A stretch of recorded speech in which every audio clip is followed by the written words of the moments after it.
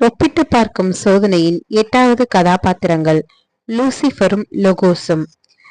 ஏசாயா 14ஆம் அதிகாரம் 12ஆம் வசனம் முதல் 15ஆம் வரையிலான வசனங்களில் உன்னதமாவர்க்கு ஒப்பாவேன் என்று லூசிஃபர் என்னும் சாத்தான் தன் மனதில் நினைத்ததாக வாசிக்கின்றோம். அவன் தன்னை தேவனோடு ஒப்பிட்டுக் கொண்டான். உங்களால் இதை கற்பனை செய்ய முடிகிறதா? ஒப்பிட்டு பார்க்கும் சோதனைதான் லூசிஃபரை தவறாக வழிநடத்தியது. அந்த சோதனையில் அவன் தோல்வியடைந்தான். ஏனெனில் அவனது மனப்பான்மை அவனை கசப்புள்ளவனாக்கி, அவனது பெருமை அவனை இருமாப்படைய செய்தது. மறுபுறம் ஒப்பிட்டு பார்க்கும் அதே சோதனை சம்பந்தமாக பிலிப்பியர் 2ஆம் அதிகாரம் 5ஆம் வசனம் முதல் 10ஆம் வரையிலான வசனங்களில் சொல்லப்பட்டுள்ளபடி லோகோஸ் ஆகிய இயேசு முன்பு ஆவியின் சுவாபத்தில் காணப்பட்டார் என்று பவுல் கூறுகிறார்.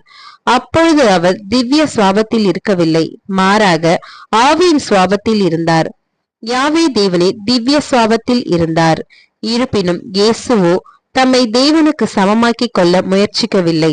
லூசிஃபர் செய்ததற்கு நேர்மாறாக இயேசு செய்தார்.